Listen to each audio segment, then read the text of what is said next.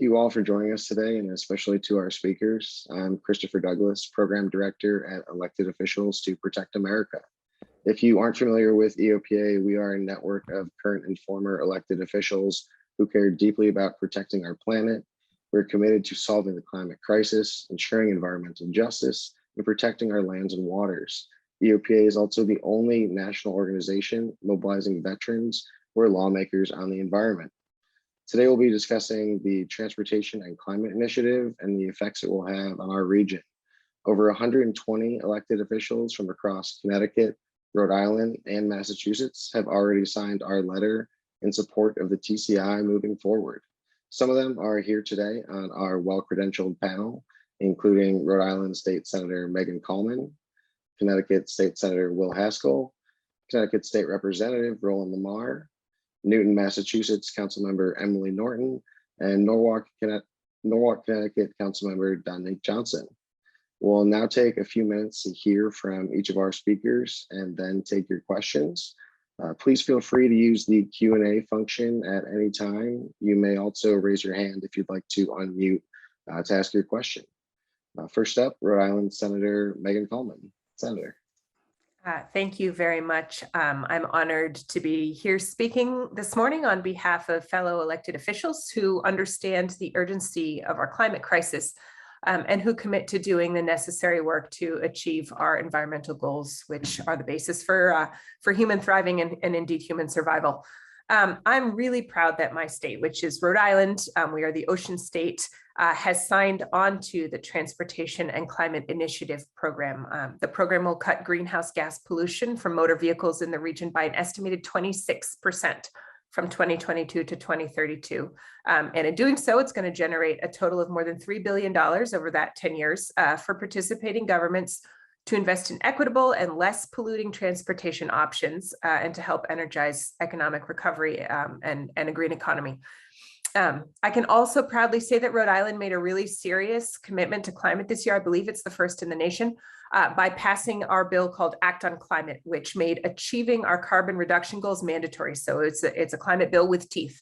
That new law commits Rhode Island to reducing our carbon emissions from all sources to 45% below 1990 levels by 2030, 80% below 1990 levels by 2040, and net zero by 2050.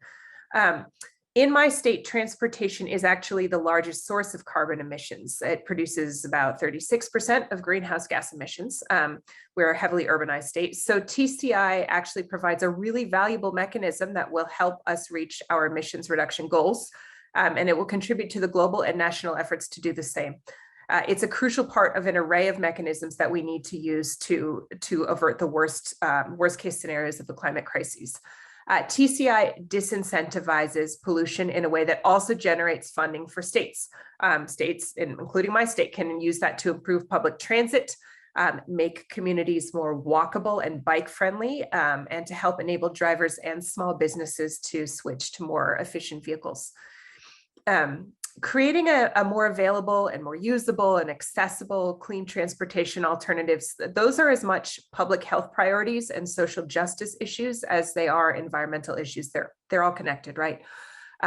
So besides the obvious health benefits of increasing opportunities for active transportation, so by this we mean walking and biking, the resulting cuts in emissions will benefit everybody's health, but particularly the health of people who live in urban neighborhoods that often disproportionately host transportation infrastructure. One such neighborhood in Rhode Island is South Providence, for instance, where thousands of young families live in very close proximity to Route 95 and other transportation infrastructure. And the children in that area suffer the worst asthma hospitalization rates in our state, which already has one of the highest asthma rates in the nation. So this is a social justice and a health justice issue as well. Drastically reducing transportation emissions would directly and dramatically affect health right there. Millions of people living in similar neighborhoods around the region will also experience better health through efforts that can be achieved through TCI. So the Rhode Island Senate overwhelmingly this year approved legislation to actually implement TCI. We're going to be working very hard on getting it across the finish line in the House this coming year. As the ocean state, we've been experiencing the very, very real effects of climate change for years. We're very vulnerable because we are on the ocean. And we have momentum now towards making the changes that we desperately need to slow global warming, to halt or slow rising sea levels. And I'm really, really looking forward to collaborating with my fellow concerned leaders throughout the region to use this exciting agreement as a jumping off point. It's part of the solution for our states, for our nation, our planet, and our collective future. Thanks for having me. Thank you so much, Senator. Very well said. I could not agree more on the connection between the health, social, and justice elements here. This is more than just a climate issue. We'll now head to Connecticut to hear from State Senator Will Haskell. Well, thank you so much for EOPA for bringing us together, and it's really hard to top what my neighbor in Rhode Island said. But I think one element that I do just want to highlight is the fact that it's really laudable that Rhode Island set carbon emission reduction goals that are mandatory, because I think we do a really good job here in Connecticut of setting lofty ambitions. We did this just a few years ago, saying that Connecticut had to reduce our carbon emissions by 45% below 2001 levels by 2030. Where we're not so good is giving policymakers the tools to actualize those goals. And unfortunately, we're nowhere near meeting that target. In fact, we're hovering around 17% reduction when we really need to be closer to 45% in the near future. Representative Lamar and I are here today because, as co-chairman of the Transportation Committee, because 38% of our carbon emissions come from the transportation network. And we know exactly what can be done to reduce those carbon emissions. It's just, unfortunately, those investments require a little bit of money. So the question is, who ought to pay? Who ought to pay for greener infrastructure? Who ought to pay for faster trains, more efficient buses? Who ought to pay to electrify school buses so that kids don't breathe diesel exhaust every day as they travel to and from school? TCI is about making the industries that benefit from fossil fuels pay for the negative impact that pollution has on our community. And I really do believe that there's something in this bill for every one of Connecticut's 169 communities. More than 50% of the revenue in this bill is going to be spent on communities that are overburdened by pollution. We know, by the way, that communities of color breathe 66% more air pollution than predominantly white communities, and communities that are underserved by transportation. There's a lot of areas of Connecticut, particularly more rural communities, that simply don't have access to paratransit, to buses, to rail systems that are efficient. So it's time to change that. It's time to invest in a greener transportation network, and TCI would give us the tools to do just that. This isn't a radical idea. A similar thing was done in our energy multi-state network called RGGI. It's generated $4 billion that's been invested in greener and renewable energy. It was a bipartisan idea when that passed in the legislature years ago, and it's time to bring that same bipartisan energy to the TCI fight. This often becomes academic. A multi-state memorandum of understanding can be sort of, it can feel abstract. So I just want to put it in concrete terms. What is this actually going to pay for? It's going to allow us to modernize traffic signals, because my town of Westport, Connecticut has the second oldest traffic signals in the entire state. And that results not just in a lot of headaches, but it results in more idling and more pollution into the atmosphere. It will allow us to electrify our bus fleet, something that we aim to achieve 30% electrification by 2030. Let's accelerate that. Let's electrify every single one of the 741 buses in the state of Connecticut, so that those who rely on public transit don't have to, unfortunately, breathe in the exhaust and suffer the negative health consequences of that air pollution. Let's improve our trains. Roland, Representative Lamar and I each represent towns along the busiest commuter network in the whole country with 40 million rides a year. But that train has gotten slower since the 1970s, not faster. By every metric, we're moving in the wrong direction. And when we fail to invest in public transit, we encourage people to get behind the wheel of their internal combustion engine and drive to work all by themselves. So that's a public policy failure. Every time somebody takes public transit, it's a win for the environment. And we ought to be making investments that make that option more efficient and more appealing. I just want to close by saying that some question this TCI push against the backdrop of the federal infrastructure package. They see that Washington is primed to make an investment in infrastructure that we haven't seen since the Eisenhower administration. But I want to push back against any notion that that means states can step back and do less. In fact, it requires states to step up and do more. In Connecticut, we're about 1% of the national population, so it's pretty easy to figure out how much funding Connecticut might be eligible for. You just look at about 1% of the total expenditure. And the bipartisan infrastructure plan, 1% of the bipartisan infrastructure plan would equal $922 million in competitive grants that Connecticut may be able to apply for.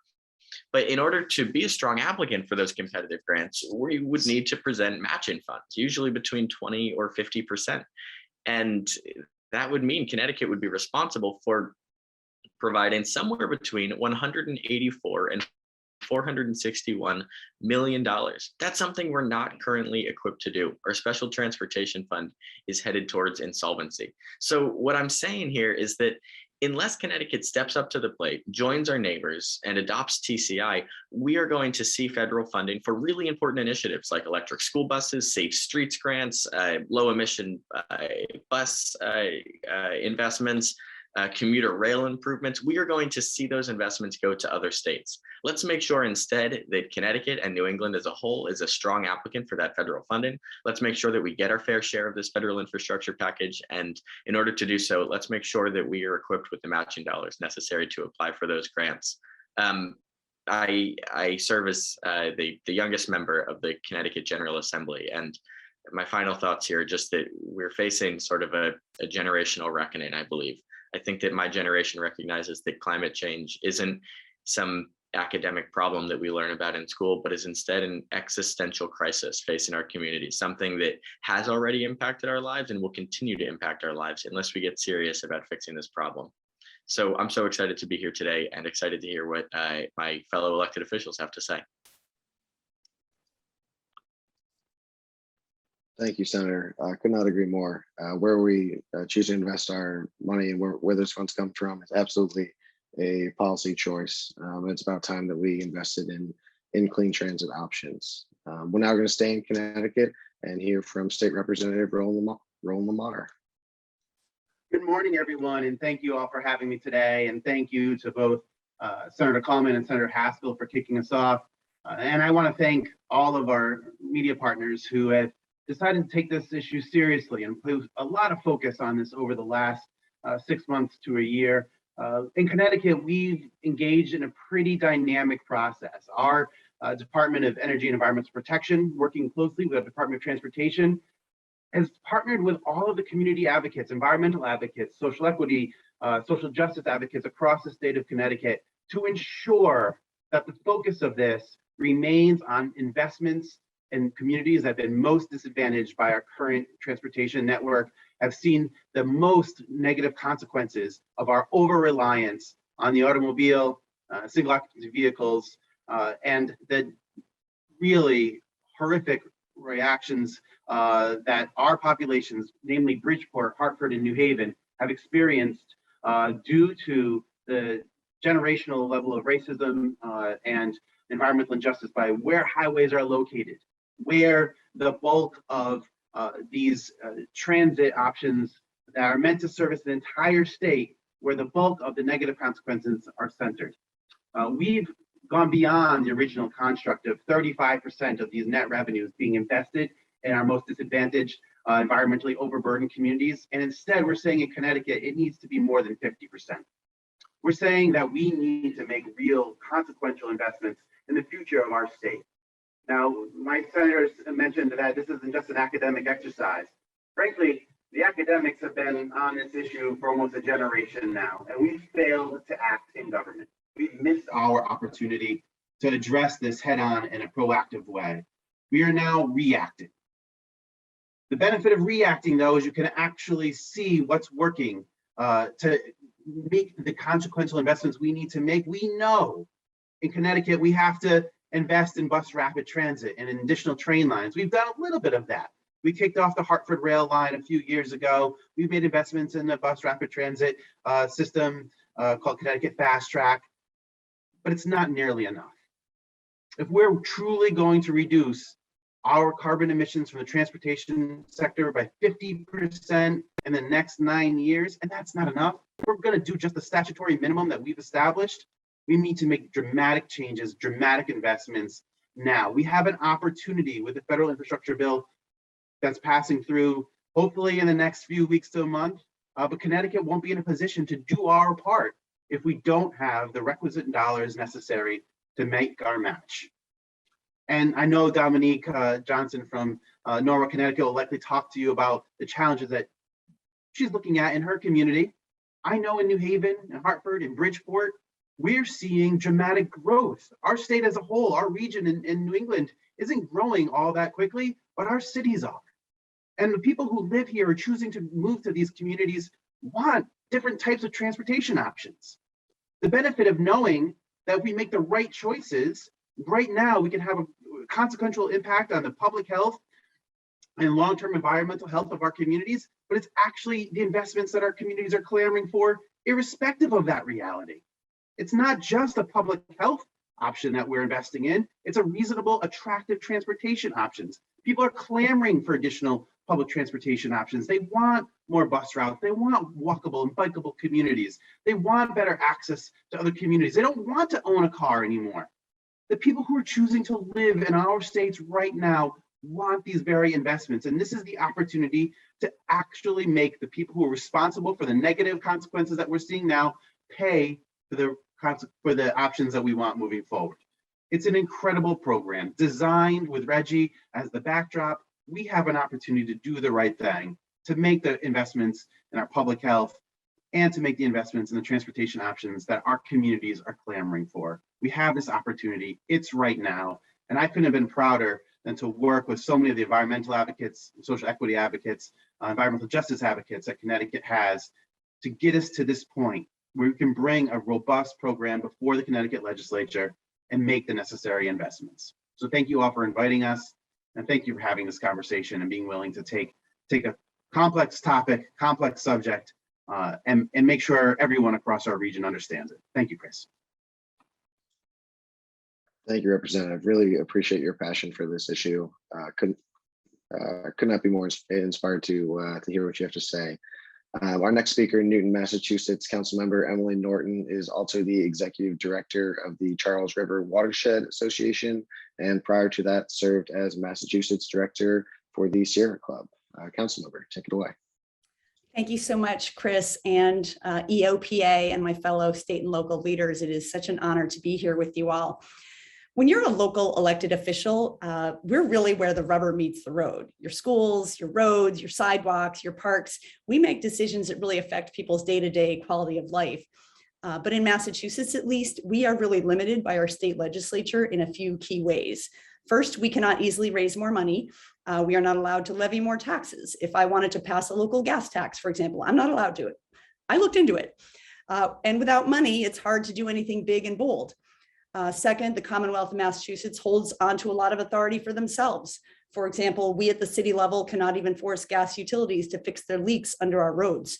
In Newton, we have over 700 gas leaks, which are bad for climate, kill trees, and periodically explode, as we saw in the Merrimack Valley a few years ago. But there's nothing we can do. The Commonwealth regulates gas utilities. Gas utilities have a stranglehold on our state legislature, and so nothing changes. Third, some things a local community just can't do. We cannot fix the MBTA, the subway system, the commuter rail, the bus network. We need the state to do that. So for us at the local level, TCI will be an amazing gift. It will bring more money to us locally and will bring more money to the state, which they can use to help us locally. For example, in my community, we're building a lot of new housing and new density as a way to deal with housing access and affordability. But there's a lot of pushback from existing residents who don't want the traffic and the congestion. And they're right. As long as our bus and transit system is expensive and unreliable and infrequent, people will drive because they have to. With money from TCI, the state could actually improve our old and decrepit bus and transit system, giving people a real alternative to driving. With more money at the local level, we could also provide more incentives to switch to EVs or e-bikes and build out the public EV charging network. And the fact that it's dedicated funding is everything. When you have to beg and plead and you don't know if the funding will be there year to year, well, you can't plan with that and you cannot invest with that, certainly not something big and bold.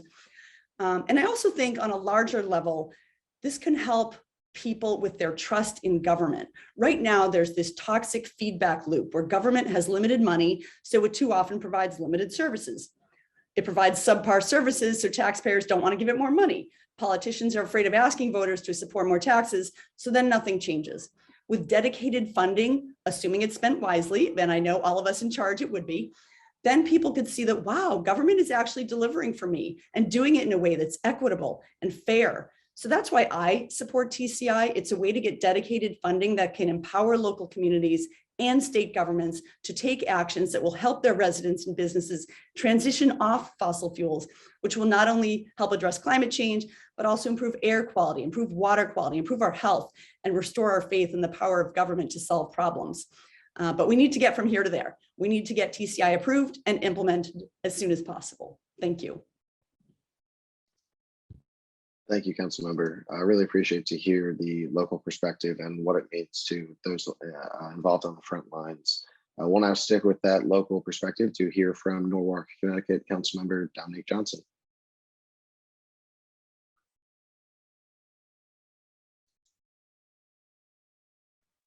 Was having a video glitch there. Thank you all. It is phenomenal to be with my colleagues from our region, Rhode Island, Connecticut. And I am so lucky that we have our state representatives that fight for TCI at the state. And let me tell you a little bit why. And I want to thank, of course, Christopher and EOPA for the invitation to join this wonderful panel this morning. I'm from the great city of Norwalk, Connecticut, and I'm very proud and honored to serve on the council there. And let me tell you a little bit about the sixth biggest city in Connecticut.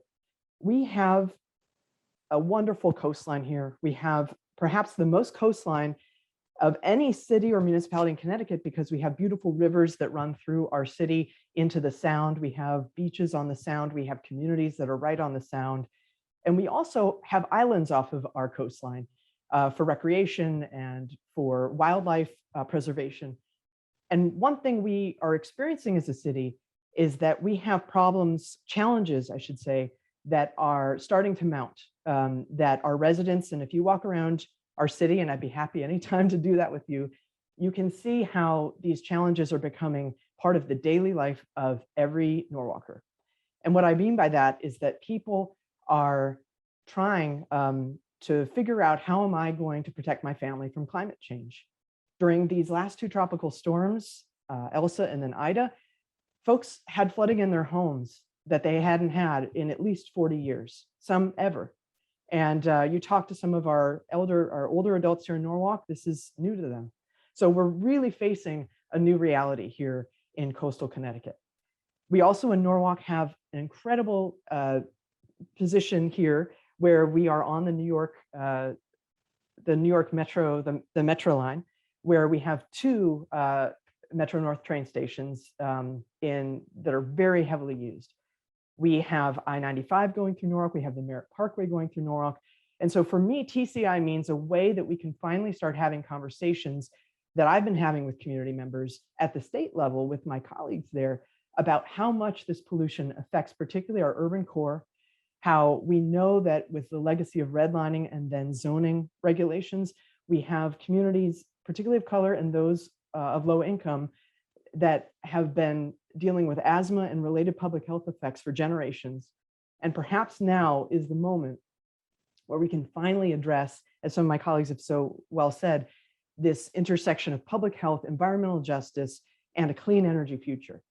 I'm hopeful. I see Norwalkers doing their part every day. And I know that my colleagues at the local level see it too. They're going solar, they're taking advantage of solar for all programs, they're composting, they're deciding to not use plastic. They're making these commitments on their own every day to make Norwalk not just more green, but try to contribute on their own part to a clean energy future. And so as their representative, what I try to do is support those initiatives at the city level, but as a city, as my colleague in Newton said so well, we can only do so much. We need the state and the federal government to step up.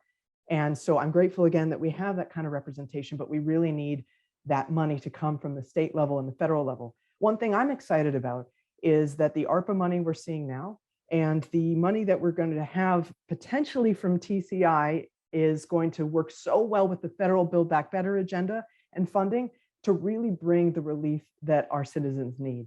We want to make sure that people are prepared for this climate change that we know is already here. One thing I'll tell you is you walk around town and you see flooding from high tide. We had king tide flooding the other day. Things happening on streets that storm drains can't keep up. We have an older part of the country here, so our infrastructure is needing that necessary boost and perhaps even some retrofitting. And as well, we have folks on the coast moving their houses back 10 feet, putting them up 20 feet in the air. And so if you look around, you'll see on a local level, people are doing what they can, but they need state and federal to come and give us that necessary lift here for our clean energy future in our cities. One more thing I'd like to say is that I'm very proud of the advocates for TCI, especially those who are fighting for the environmental justice component here in our state. It is absolutely crucial that we have that more than 50% and ensure that it goes to those who are most affected, the most affected peoples and areas and communities. And so with that, I want to thank my state counterparts, but I also want to plead that if those of you who are either on the fence about TCI or are not so sure, please make sure that you talk to the families in your communities to make sure that their needs can be met for our clean energy future, because the only way that we're going to move forward together is if we do this together and we do this for our families so that our children and grandchildren can have a city and a state that we're proud to pass down to them. Thanks so much. Thank you, Councilmember. Really appreciate all of you taking the time to share your thoughts with us. Again, very inspiring. We're now going to move into our Q&A section. I'll ask if all of our panelists are able to turn their cameras on. And again, feel free to use the Q&A section on Zoom, or raise your hand if you'd like to unmute and ask your question. We're now going to stick with the environmental justice theme. Our first question here from one of our esteemed guests is, would the infrastructure development associated with TCI displace the communities for whom it is proposed to benefit? For example, new construction may require land that is currently occupied. So how would you address those concerns? And again, I'll just open that up for the whole panel here. Well, I can take a stab at that. I mean, this is, I think, one of the things that each state or municipality is going to probably legislate differently. But I wanted to talk about a bill that my colleague, who's the chair of the the Senate Environment and Ag Committee, put in this year that actually passed the Senate overwhelmingly, which has to do with, it's called the Environmental Justice Act. And basically what the bill does is requires that the Division of Statewide Planning create a list of environmental justice areas. And so once that list of areas is adopted, it would have to establish requirements that would have to be met by an applicant prior to issuing permits. This was primarily aimed at the Coastal Management Resource Council, but there is other conversation afoot and other drafts of bills afoot, basically to identify and protect what they call environmental justice areas. But under that, legally, then, as if something, if environmental justice makes it into the state law, then it means that is a legally enforceable consideration, which has not always been the case in environment-related bills. For instance, in Rhode Island, for instance, our Coastal Management Resource Council was not until recently required to consider the social impacts of a particular project.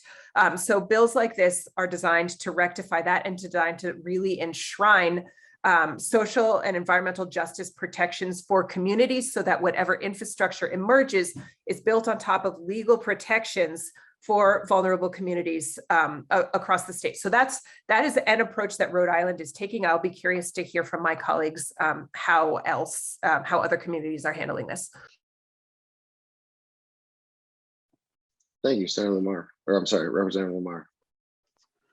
Thank you. I think it's a great question, and it's one predicated on concerns of how transportation-related dollars have been spent, right? And I think I take the question sincerely, and highlight that the reason Connecticut has worked with an equity council, that we've developed a construct where it's not just dollars that go to the state coffers that we can spend any way that we want on any program or project that we want. Our program design in Connecticut is intended to ensure that every dollar we spend, or 50% of the dollars we spend, go to this equity council, and ensure that those dollars are placed in locations where the investment considers its impact on the most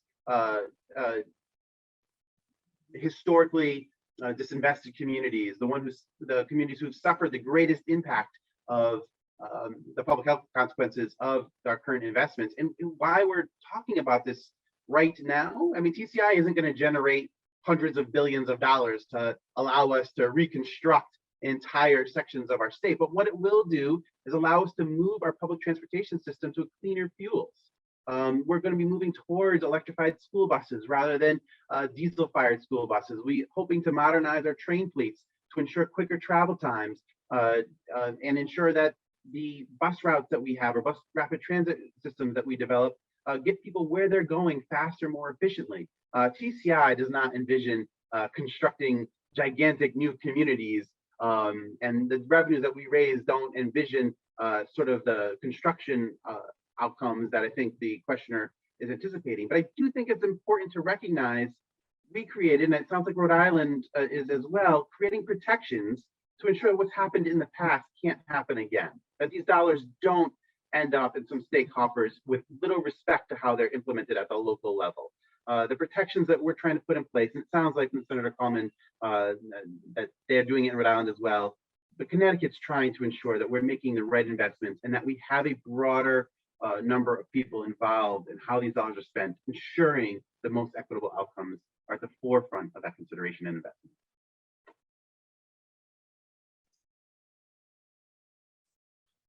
Thank you. Well said to both, and I hope that that addresses your question. If not, please feel free to follow up again in our Q&A section. Moving on, this question gets at something that Senator Haskell talked about a bit already. Opponents of TCI in Connecticut claim that we don't need it because the money expected from the federal government will cover all of our needs. As the senator already mentioned, that requires a state match. What will it take for the Connecticut legislature to pass TCI this year in order to generate those matching funds? I'm happy to jump in if that's okay, Chris. So Please. I'm a huge believer. I think that people who engage in politics, at least my network of friends on Instagram, they spend too much time saying, call Mitch McConnell's office or pick up the phone and call the White House switchboard. And I think at best, you're going to get a very polite intern.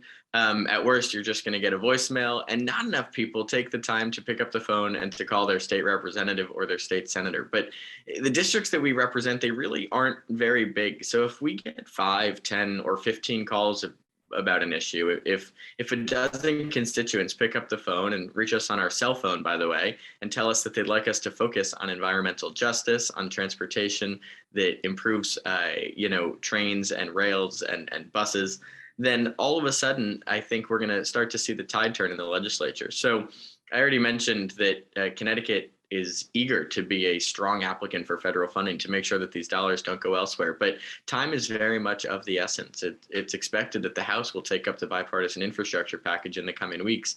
And then Secretary Buttigieg's administration will start to roll out these competitive grant applications. Let's make sure that we don't let this opportunity pass us by. And I really do hope that we can pass TCI by the end of the year. But the only way it's going to happen is if folks all across the state, across New England, ideally, pick up the phone and call their state senator and call their state representative. You can reach us on our cell phones. It isn't hard to get in touch with us like it's hard to get in touch with the President of the United States or the Senate Minority Leader in Washington. So please do be in touch. A handful of phone calls can make all the difference. Please, Senator Kallman. Thank you. I just wanted to tag on to that because there's another question in the chat that says, what has to change in order to get this across the finish line? And I think Senator Haskell answered that question quite effectively. We need to do some organizing. When state senators and state reps hear from their constituents, that is an incredible power building exercise. I mean, this is New England. Our states are small. As my colleague said, we're not hard to reach We're not hard to find. And so really doing a lot of that organizing on the state level is really where it's at, right? You know, hearing, let us hear from you. Excellent, thank you. Yeah, please, Councilmember Johnson. Thank you, Chris. I'd like to add too, from the local level here, it's oftentimes, you know, our cell phones are just as accessible as our state senators as well. But I feel that oftentimes when it comes to climate, people think it's maybe more of a state or federal issue. So for those out there thinking, should I even bother talking to my local council member, please, because it's making a difference. I can tell you at the local level too. I've been advocating for a climate action plan here in Norwalk since June. And I think that that is something that is only going to be possible because I'm hearing from residents that that's something that they want and need. You know, we need a plan so that we're ready for the money that Senator Haskell is talking about coming down. So it would be devastating for us if we didn't have those voices advocating at all levels. And I'm grateful again that it's going to happen because it's happening at all those levels. Thank you. Thank you. All right. Our next question here gets at a more bipartisan approach. The questioner asks Republican leaders, especially in Connecticut, but I think this would be true in all three of your states, claim that the party is opposed to TCI. Do you think there are aspects of TCI that the party will support if their towns are asking for it? And I know that that might be a bit of reading tea leaves. I don't know if we have any. I don't believe we have any Republicans on our panel today, but I know that you all work across the aisle when possible. So, any insights as to the argument you would make to some of your Republican colleagues for supporting TCI?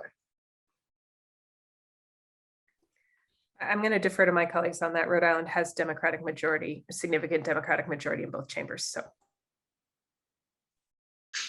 frustratingly, Connecticut, or thankfully, Connecticut does as well. And yet, frustratingly, we have found that this is just a hyper-partisan issue here in this state. I think a few things are going to be critical. We want to point to Massachusetts, where the Republican governor actually supports TCI. And I also want to point to the Reggie vote, something that happened long before I got to the legislature, but which was not only broadly bipartisan, but nearly unanimous. And as Representative Lamar said, it's nearly the exact same framework and just applied to carbon emissions in the transportation sector. So this isn't a radical idea. It was something that was supported by Governor Rell, one of our previous governors who was a Republican.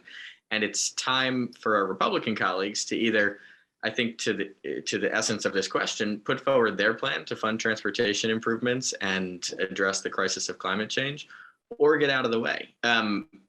The reality is we're not hearing no but from the Republican Party in Connecticut. We're just hearing no. We're not hearing their plan to address climate change. And I'm all ears. I'm all ears about how they want to improve or tweak TCI. But unfortunately, they seem to be doing is holding rallies across the state trying to politicize this issue. And those rallies aren't going to stop climate change. Those rallies aren't going to reduce carbon emissions. Ours is the only plan on the table that will.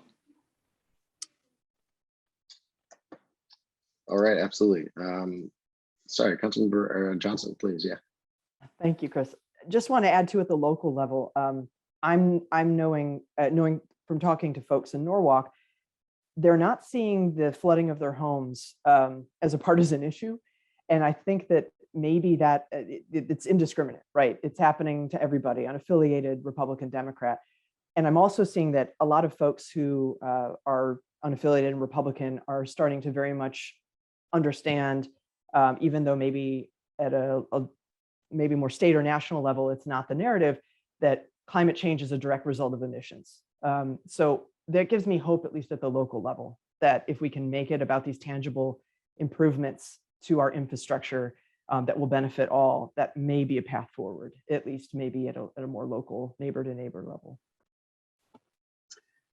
And Chris, to piggyback on Dominique's issues on the local level, we're seeing the same thing at the state level. As chair of transportation, I also chair the transportation bonding subcommittee, and Republican legislators routinely ask me for investments in mass transit in their districts. They come to me all of the time saying, hey, can we expand train service through our district? Can we get additional stops on that bus line? Is there a chance that you can create a grant program for bike and pedestrian connectivity programs in our communities? Is there an opportunity for us to engage in a grant program for electrified school buses or transit buses? Republican legislators have no problem asking for the investments that they want in their communities to support these same goals that we all share and we all know. They know the reality too, and they know what the constituents are asking for. TCI is the first time we've had a rational, reasonable program discussed that could actually pay for those improvements that they're looking for. So I think, as Councilor Johnson said, and as Senator Kallman said, these are opportunities that we have right now to make the right investments that have broad support across all of our population, irrespective of party affiliation. Thank you. Well said. And I believe polling on that matter has supported, the public does support TCI. I know we have a question from one of our attendees. We can have him unmuted. Hi, yeah, this is Hugh McQuaid from CT News Junkie. And I was looking to ask Senator Haskell specifically, as you guys kind of alluded to, here in Connecticut, Democrats have strong majorities in both chambers. So you guys don't really need any Republican on board to pass this. In fact, my understanding has been that there's been some resistance among Senate Democrats to passing TCI, sort of thinking it's kind of regressive in that it would hit low-income folks a little harder. So Senator Haskell, I was wondering if you knew of any traction or any change in that position among your caucus that would lead to it getting passed or raised for a vote this year. Yeah, thanks so much for the question, Hugh. I can't speak for my caucus leadership, but I will say that we've been having really robust and productive discussions about how climate change itself is regressive, how it's urban communities and largely communities of color that feel the negative impact of the rise in carbon emissions or the failure to reduce carbon emissions. There was that stat I mentioned earlier that just never fails to amaze me and horrify me, that communities of color breathe 66% more air pollution than predominantly white communities. So we are having conversations about perhaps how to pair TCI with some progressive goals that many of us share. I can't shed more light on that at the moment, other than to say that I think my colleagues are asking really smart and interesting questions about TCI. This is a complicated policy. It's if we get it across the finish line, it's going to be historic. So I don't blame my colleagues for doing their due diligence to make sure that we do this in the right way. Okay, thank you. Thanks, Hugh. Excellent. We've got another question, which is along the same lines here, with regard to how would you respond to the potential concerns that the gas prices may be raised about 5 cents on the gallon, and how that might impact, lower income populations, especially?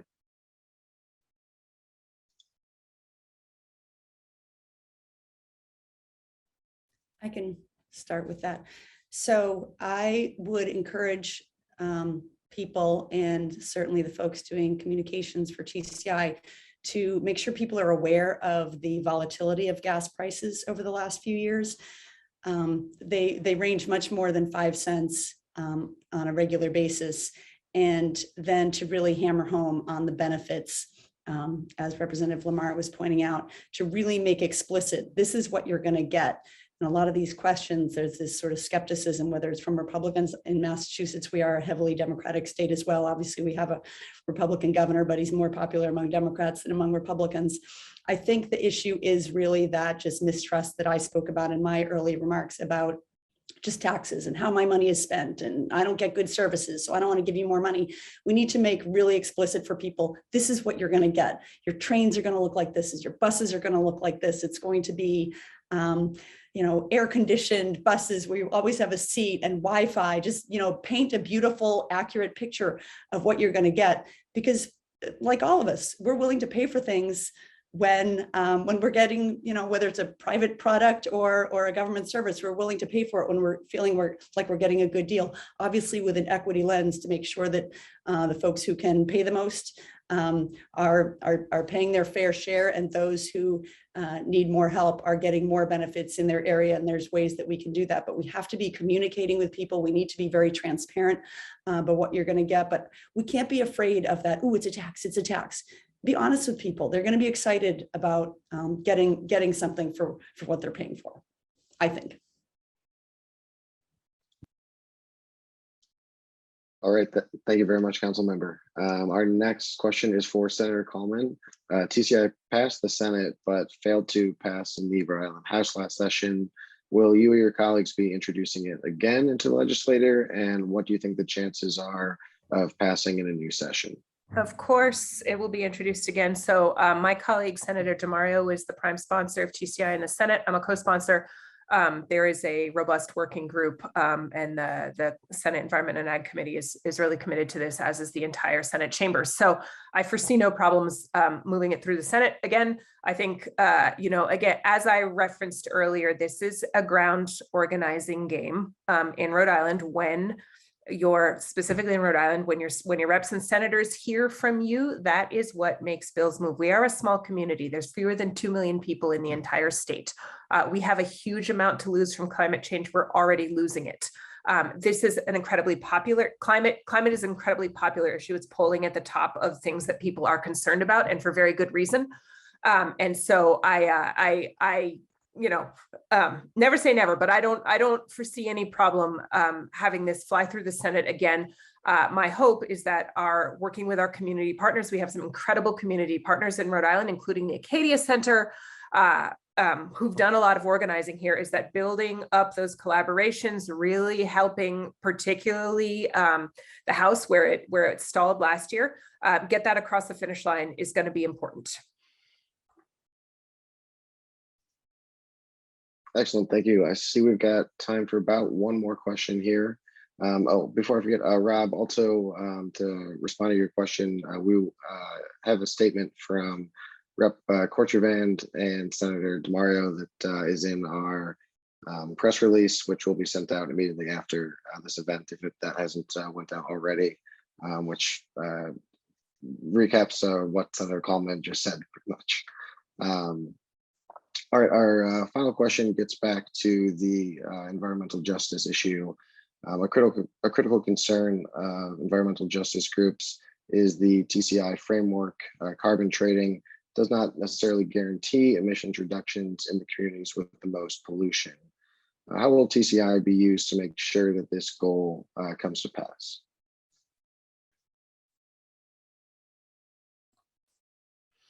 Well, again, I'll refer to my previous comments about the way that Rhode Island is trying to enshrine environmental justice protections, both in our like general statutory language across the state, but also in specific areas. That is the mechanism that as a state we are pursuing to ensure that the benefits of TCI, but also any other development, right? Any other project that would come before the Coastal Resources Management Council, any other project, any other piece of infrastructure would recognize that there are social and environmental costs and benefits to everything, and to make sure that those are distributed in a justice-focused way. But again, I'd be curious to hear how other communities across the region are handling this, because it's not a one or the other, it's frequently a both and, right? And so we're pursuing in the legislature those as statutory routes. But again, that's not the only route. Councilmember Norton. In Massachusetts, we recently, and I'm working at the local level, obviously, but I know that our state legislature just passed a very forward-looking climate bill with strong environmental justice provisions in there, which will have hopefully a big impact on siting. So when you look at where transfer stations are located, where buses idle, by getting off of fossil fuels, we are going to be disproportionately improving the lot of environmental justice communities. So I know, I mean, this argument has been made with many environmental policies, including acid rain provisions and so forth. And with transportation emissions, it is more mobile, those emissions. So it's, I think, not to say that this is not an important issue, but I think it's going to be more related to where those investments are made. in terms of whether it's public transportation or bus networks and so forth, but even helping wealthy communities get their vehicles off of fossil fuels, switch to electric. That's going to be helping all of us, particularly as they're more likely to be able to afford cars. So I think this is really just going to be a strong win-win-win in so many ways. But we have to have everyone at the table. We have to make sure that we have translation materials, that we're covering childcare. I mean, all those nitty-gritty things that we're learning more and more what we need to do in order to improve people's access to even have their voices be heard. And amazingly, one small benefit of the pandemic is people can participate by Zoom when they have kids at home and so forth. So we have to make sure all voices are heard, but we can't let that keep us from moving forward. We are running out of time. Thank you. Thank you very much. Yes, Senator Haskell.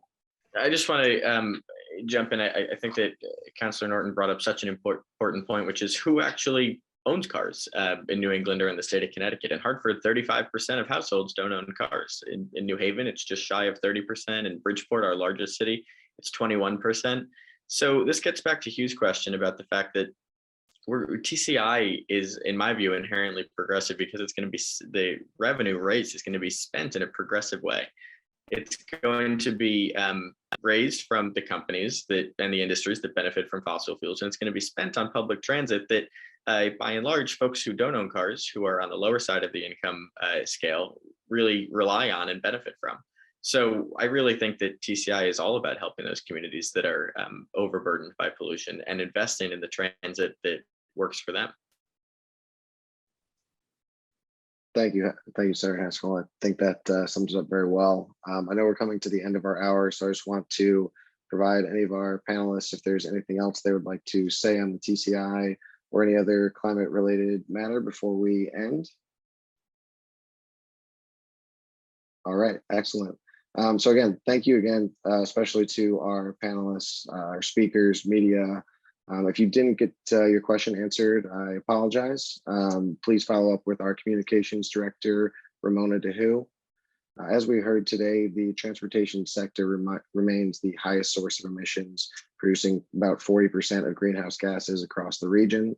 We know this pollution is toxic and disproportionately affects workers along racial and economic lines. That's why EOPA and over 120 elected officials from across the region call for state leadership to take action and make the Transportation and Climate Initiative a reality so we can begin to tackle the climate crisis and invest in communities saturated with pollution and in need of clean, modern transit options.